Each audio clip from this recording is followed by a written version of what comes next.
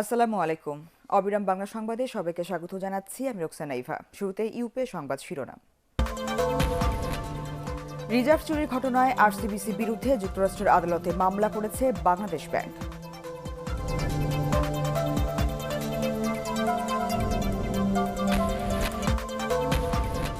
এপ্রিলে সিঙ্গাপুর ও দুবাই থেকে শুরু হচ্ছে প্রবাসীদের ভোটার করার কাজ। 18 বছরের কম বয়সীদেরও দেয়া হবে অস্থায়ী জাতীয় পরিচয়পত্র।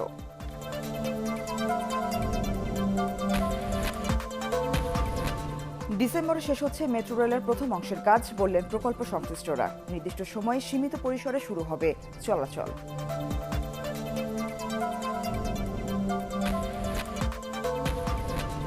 এবং শুরু হলো ভাষার মাস।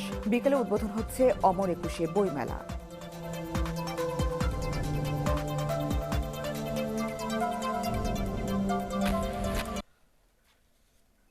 শুনছিলেন ইউপে সংবাদ শিরোনাম, এবার বিস্তারিত।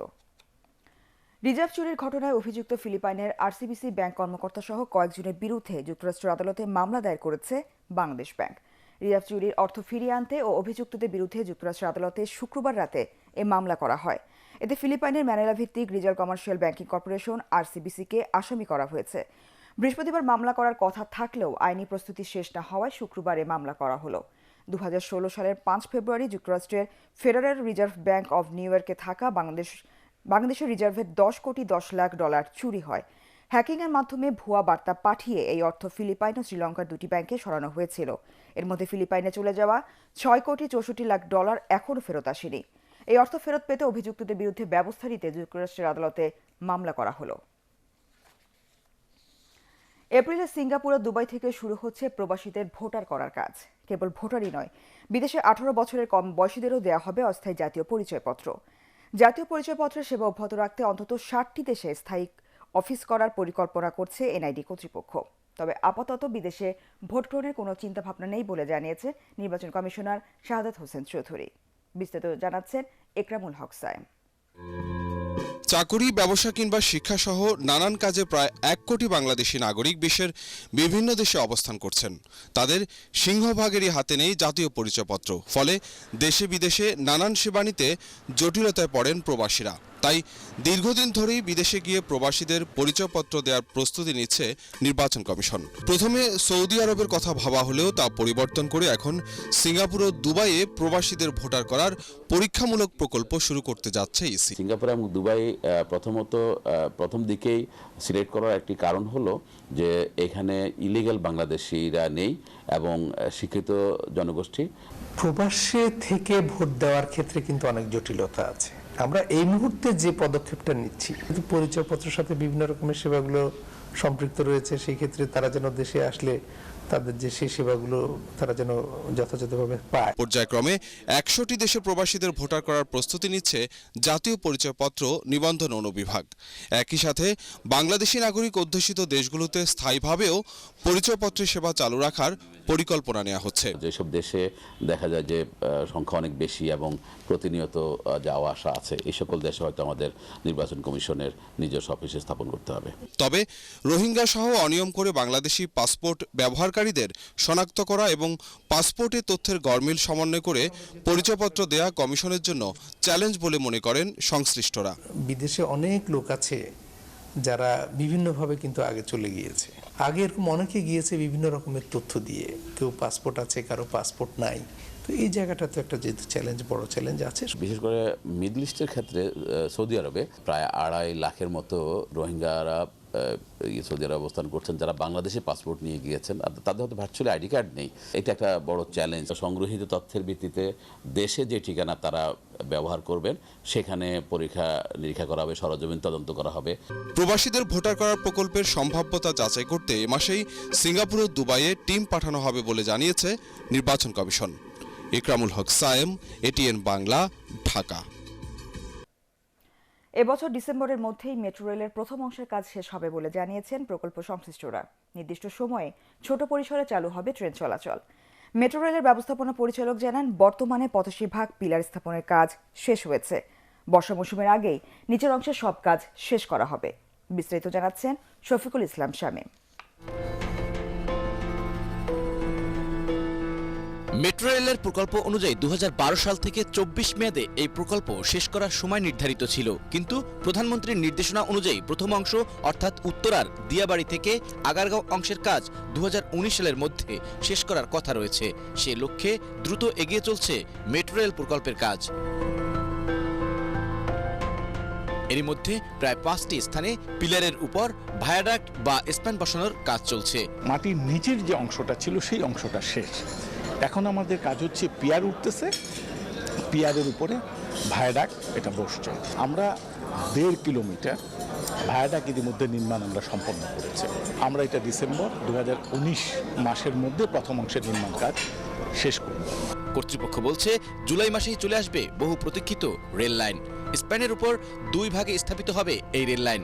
ইঞ্জিনবিহীন ট্রেনের মকআপ বা বগি তৈরি হচ্ছে জাপানে। অপারেশন কন্ট্রোল সেন্টারের মাধ্যমে বিদ্যুতে চলবে মেট্রো রেল। তাই টঙ্গী এবং উত্তরা জাতীয় গ্রিড থেকে বিদ্যুতের লাইন টানার কাজও শেষ হবে আগামী 3 মাসের মধ্যে। মাননীয় প্রধানমন্ত্রীর নির্দেশনা অনুযায়ী বাংলাদেশের প্রথম মেট্রো রেলে লাল সবুজের প্রাধান্য থাকছে। এটার মকআপ জাপানে ইতিমধ্যে তৈরি হয়ে গিয়েছে। ট্রেন চালুর 2টা ফেজ আছে। একটা ফেজ হইল ট্রায়াল ফেজ, আর একটা হইল পূর্ণ ফেজ। ট্রায়াল ফেজটা হয়তো আমরা বেশ আগেই শুরু করব। ট্রায়াল ফেজটা চলে চলে চলে চলে ঠিক করতে হবে। এটা কিন্তু ট্রেডিশনাল ট্রেন না, এটা একটা অত্যাধুনিক একটা সিস্টেম, যেই সিস্টেমে কোনো ইঞ্জিন থাকবে না। সংশ্লিষ্টরা জানান ট্রাফিক জ্যামের কথা মাথায় রেখে পিলারের উপর স্প্যান ওঠানোর কাজ করা হচ্ছে রাতে। উত্তরার দিয়াবাড়ি অংশে মেট্রো রেলের কাজ এখন অনেকটাই দৃশ্যমান। মিরপুর এবং আগারগাঁও সড়কে যে কাজ চলমান রয়েছে সেগুলো দ্রুত সম্পূর্ণ করা হবে বলেই ধারণা করছেন সাধারণ মানুষ। আর প্রকল্প সংশ্লিষ্টরা বলছেন জনদুর্ভোগ কমাতে এই কাজের গতি বাড়ানো হয়েছে। শফিকুল ইসলাম শামীম, এটিএন বাংলা, ঢাকা। স্বাস্থ্য খাতে 11টি দুর্নীতির উৎস চিহ্নিত করে মন্ত্রণালয়ে প্রতিবেদন জমা দিয়েছে দুর্নীতি দমন কমিশন। এসব দুর্নীতি ঠেকাতে 25টি সুপারিশ করা হয়েছে। সচিবালয়ে স্বাস্থ্যমন্ত্রী জাহিদ মালিকের কাছে প্রতিবেদন জমা দিয়ে সাংবাদিকদের এসব কথা জানান দুদক কমিশনার ডক্টর মোজাম্মেল হক খান। আর স্বাস্থ্যমন্ত্রী বলেন প্রতিবেদন আমলে নিয়ে প্রয়োজনীয় ব্যবস্থা নেওয়া হবে। আরও জানাচ্ছেন মোর্শেদ আলম। সরকারি হাসপাতালে চিকিৎসককে পাওয়া যায় না কিংবা বিনামূল্যে ওষুধ মেলে না। স্বাস্থ্য সেবা নিয়ে এমন অসংখ্য অভিযোগ সাধারণ মানুষের। বিশেষ করে গেল 27 জানুয়ারি স্বাস্থ্য মন্ত্রণালয় পরিদর্শনে গিয়ে কর্মস্থলে না গেলে চিকিৎসককে ওএসডি করতে প্রধানমন্ত্রীর হুঁশিয়ারির পর স্বাস্থ্য খাতের নানা অনিয়মের বিষয় সামনে আসে। দুদকের প্রতিবেদন বলছে স্বাস্থ্য মন্ত্রণালয়ের নিয়োগ, পদোন্নতি, পদায়ন, হাসপাতাল বা কমিউনিটি ক্লিনিকের সেবা, বিনামূল্যের ওষুধ বিতরণ ও যন্ত্রপাতি কেনাকাটা সহ বিভিন্ন ক্ষেত্রে দুর্নীতির সুযোগ রয়েছে। সরকারি হাসপাতালে ওষুধ আছে, সেখানে চিকিৎসার জন্য যে পরীক্ষা নিরীক্ষা সেই ব্যবস্থাও আছে। সেই ব্যবস্থাগুলো দেখা যায় যে অনেক সময় করা যায় না, আমাদের কিছু অনৈতিক কার্যকলাপ থাকে। 11টি জায়গা নির্ধারণ করা হয়েছে, যেই সব জায়গায় আমরা মনে করেছি দুর্নীতির ক্ষেত্র রয়েছে। 25টি পরামর্শ দিয়েছি সেই ক্ষেত্রগুলোকে দুর্নীতির বিপক্ষে আনা, অর্থাৎ সেগুলোকে আবার স্বাভাবিক পর্যায়ে রাখার জন্য একটা চেষ্টা। এক্ষেত্রে কোন সেবা কত সময়ে মিলবে এসব জানিয়ে সব দপ্তরে সিটিজেন চার্টার ঝুলিয়ে দেয়া, মালামাল কেনাকাটায় আইন মেনে চলা এবং ক্রয় কমিটিতে বিশেষজ্ঞ রাখা, চিকিৎসকের ব্যবস্থাপত্রে ওষুধের নাম না লিখে জেনেরিক নাম লেখা, বদলির নীতিমালা তৈরি, বেসরকারি ডায়াগনস্টিক সেন্টার বা হাসপাতাল স্থাপনে স্থায়ী চিকিৎসক ও কার্যনির্বাহী কমিটি বাধ্যতামূলক করা, ইন্টার্নশিপ 2 বছর এবং 1 বছর উপজেলায় চিকিৎসকদের থাকা বাধ্যতামূলক করার সুপারিশ করেছে দুদক। উপজেলা লেভেলে উপস্থিতিটা খুবই কম, ডাক্তারের একটু স্বল্পতা আছে। আরেকটা কারণ হলো ওনারা থাকেন না, এটা একটা বিষয় যেটা অন্যায়। আমরা একটা মনিটরিং সেল আমরা তৈরি করছি, ডাক্তার উপস্থিতি, নার্স উপস্থিতি, অন্যান্য কর্মকর্তাদের উপস্থিতি, প্লাস যন্ত্রপাতিগুলো সচল আছে কিনা, ওষুধপত্র আছে কিনা, বিষয়গুলো ওনারা নিশ্চিত করবে। 2017 সালে সরকারি দপ্তরগুলোর দুর্নীতি প্রতিরোধ ও নিয়ন্ত্রণে 25টি টিম গঠন করে দুদক। এরই মধ্যে ভূমি, শিক্ষা, জাতীয় রাজস্ব বোর্ড এবং সড়ক বিভাগের প্রতিবেদন এসব দপ্তরে জমা দেওয়া হয়েছে। মোর্শেদ আলম, এটিএন বাংলা, ঢাকা। শুরু হলো ভাষার মাস ফেব্রুয়ারি। এদিনে শুরু হচ্ছে বাঙালির প্রাণের উৎসব অমর একুশে গ্রন্থমেলা। বিকাল ৩টায় মাসব্যাপী এই মেলা উদ্বোধন করবেন প্রধানমন্ত্রী শেখ হাসিনা। উদ্বোধনী মঞ্চে তার পাশে থাকবেন পশ্চিমবঙ্গের প্রখ্যাত কবি শঙ্খ ঘোষ এবং মিশরের লেখক, গবেষক ও সাংবাদিক মোহসেন আল আরশি। এই মঞ্চে 2018 সালের বাংলা একাডেমি সাহিত্য পুরস্কার বিজয়ীদের হাতে পুরস্কার তুলে দেবেন প্রধানমন্ত্রী। অনুষ্ঠান উদ্বোধনের পর সোহরাওয়ার্দী উদ্যান ও বাংলা একাডেমির মেলা প্রাঙ্গণ পরিণত হবে পাঠক, লেখক, প্রকাশক ও দর্শনার্থীদের মিলন মেলায়। ছুটির দিন বাদে 28 ফেব্রুয়ারি পর্যন্ত মেলা প্রতিদিন খোলা থাকবে বিকেল 3টা থেকে রাত 9টা, ছুটির দিন বেলা 11টা থেকে রাত 9টা এবং 21 ফেব্রুয়ারি সকাল 8টা থেকে রাত 8:30 পর্যন্ত। ঝিনাইদহ, কিশোরগঞ্জে ভৈরবে নদ নদী দখল করে প্রভাবশালীরা গড়ে তুলেছেন ঘরবাড়ি এবং ব্যবসা প্রতিষ্ঠান। তাই বেশিরভাগ নদী পরিণত হয়েছে মরা খালে। এতে ক্ষতিগ্রস্ত হচ্ছে তীরবর্তী মানুষের কৃষিকাজ। তবে নদীর স্বাভাবিক গতি ফিরিয়ে আনার আশ্বাস দিয়েছে সংশ্লিষ্ট কর্তৃপক্ষ।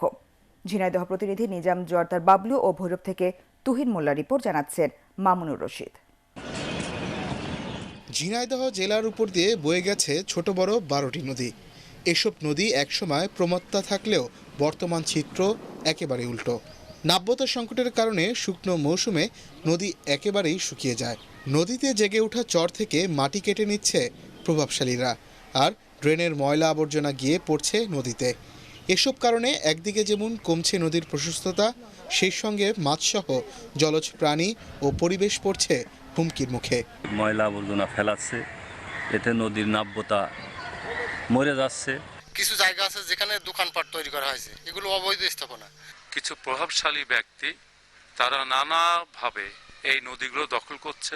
আগামী 1.5 বছরের মধ্যে জেলার প্রধান নদীগুলো খননের কথা জানিয়েছে পানি উন্নয়ন বোর্ড, আর অবৈধ দখলদারদের বিরুদ্ধে ব্যবস্থা নেওয়ার কথা বলছে জেলা প্রশাসন। ইতিমধ্যে সরেজমিনে তদন্ত করে পরিদর্শন করে এই অবৈধ দখলদারদেরকে চিহ্নিত করা হয়েছে, এদেরকে প্রয়োজন মাফিক উচ্ছেদ করা হবে। এদিকে কিশোরগঞ্জের ভৈরবের সব নদী এখন পানি শূন্য, বন্ধ রয়েছে নৌ চলাচল। বছরের পর বছর ধরে পলি জমে এসব নদীগুলো নাব্যতা হারিয়েছে। ড্রেজিংয়ের অভাবে হারিয়ে যাচ্ছে নদীগুলো। এই অঞ্চলের বড় আবাদ পড়েছে হুমকির মুখে। নৌকার টোকা যাইতো, লজ যাইতো, এই নদীটা মানুষে খুব চলাচল করতো, মালটা মানুষ টানতো। ওখানে এখন জুতা পাওয়া যায়, কাইক দিয়ে পার থেকে এই পার যাওয়া যায়। নদী শুকায় যাওয়া থেকে আমরা অনেক ফলাফল খুব কষ্ট চলি। নদীটা যদি আগের মতো কুটুর হয় তা আমরা মাছ টাছ মারতে পারি। এ বিষয়ে এখনো লিখিত কোনো অভিযোগ পাইনি। লিখিত অভিযোগ পেলে সংশ্লিষ্টদের সাথে আলোচনাক্রমে প্রয়োজনীয় পদক্ষেপ নেওয়া হবে। সচেতন মহল বলছে, ড্রেজিং করা হলে একদিকে যেমন নাব্যতা ফিরে পাবে নদীগুলো, অপরদিকে জমিতে সেচ কাজেরও সুবিধা বাড়বে, সৃষ্টি হবে বহু লোকের কর্মসংস্থান। Bureau report, ATN Bangla. সমাজসেবায় বিশেষ অবদানের জন্য বেঙ্গল স্টার অ্যাওয়ার্ড 2019 পেয়েছেন দেশের নারী উদ্যোক্তা ও সমাজসেবা কর্মীরা। অনুষ্ঠানে এবছর সমাজসেবার জন্য বিশেষ সম্মাননা পেয়েছেন এটিএন বাংলার পরিচালক নাহিদ রহমান। রাজধানীর সেগুনবাগিচায় দেশ প্রযোজনার আয়োজনে এক জমকালো অনুষ্ঠানে তাকে সম্মাননা দেওয়া হয়। বিস্তারিত জানাচ্ছেন রাসনা দাস। বিভিন্ন সময় সমাজ গঠনের অগ্রযাত্রায় নারীরাও ভূমিকা রেখে চলেছেন। বর্তমান সময়ে নারী উদ্যোক্তারা কর্মসংস্থান তৈরির পাশাপাশি অর্থনীতিতেও বিশেষ ভূমিকা রাখছেন। নারী উদ্যোক্তাদের উদ্বুদ্ধ করার জন্য এবং তাদের স্বীকৃতি দিতে দেশ প্রযোজনা এই বিশেষ সম্মাননার আয়োজন করেন। আমরা কিছু সমাজকর্মীকে আমরা সবসময় তাদেরকে আমরা পুরস্কৃত করি, এই জন্যই তারা ওই সমাজের একটি আইকন, একটি স্টার, তাদেরকে দেখে অনেকে এগিয়ে আসবে। এবছর সমাজসেবার জন্য বিশেষ সম্মাননা পেলেন এটিএন বাংলা ও এটিএন নিউজের পরিচালক নাহিদ রহমান। তার অনুপস্থিতিতে পক্ষে সম্মাননা নেন এটিএন ইভেন্টসের assistant vice president Firoz Alam Badal. সমাজ গঠনের কাজে তাদেরকে আরও ভূমিকা রাখার জন্য আহ্বান জানান অনুষ্ঠানের প্রধান অতিথি সঙ্গীত শিল্পী ফেরদৌসী আরা। সবাইকে আমাদের উচিত হবে তাদের হাতকে শক্ত করে দেওয়া, তারা যেন এভাবেই সেই রকম মানুষের পাশে দাঁড়ায়। তাদের সাথে আমি ছিলাম, আছি, থাকবো। অনুষ্ঠানে সভাপতিত্ব করেন অভিনেতা ও অর্থ মন্ত্রণালয়ের অতিরিক্ত সচিব পীরজাদা শহীদুল হারুন। সমাজসেবায় সবাইকে আরও বেশি এগিয়ে আসার আহ্বান জানান তিনি। আমাদের ভবিষ্যৎ প্রজন্মকে দেখানো হয় যে আসলে তারাই, আমরা শুধু 50, 70, 80 বছর বাঁচি, আর তারা বাঁচে যুগের পর যুগ। নারী উদ্যোক্তা সহ সমাজের বিশিষ্টজনেরা অনুষ্ঠানকে প্রাণবন্ত করে তোলেন। রাসনা দাস, এটিএন বাংলা, ঢাকা। এবার পার্টেক্স খেলার খবর।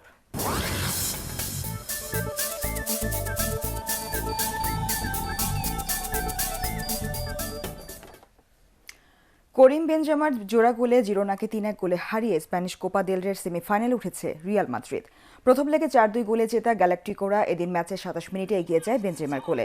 প্রথমার্ধের শেষ দিকে নিজের এবং দলের হয়ে দ্বিতীয় গোল করেন এই ফরাসি স্ট্রাইকার, যা ছিল রিয়ালের জার্সি গায়ে তার 209 নম্বর গোল।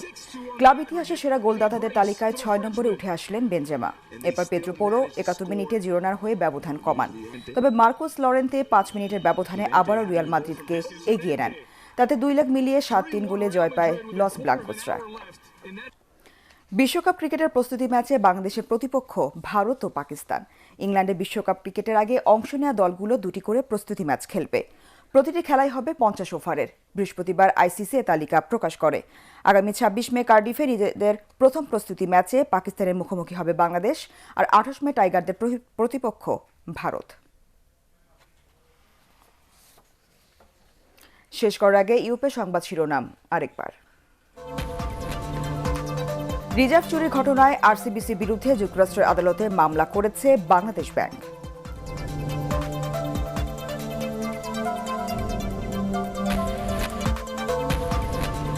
এপ্রিলে সিঙ্গাপুর ও দুবাই থেকে শুরু হচ্ছে প্রবাসীদের ভোটার করার কাজ। 18 বছরের কম বয়সীদেরও দেয়া হবে অস্থায়ী জাতীয় পরিচয়পত্র।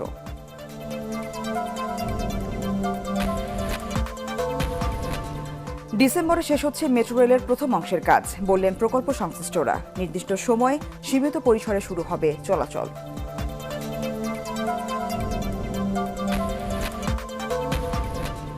এবং শুরু হলো ভাষার মাস। বিকেলে উদ্বোধন হচ্ছে অমর একুশে বইমেলা।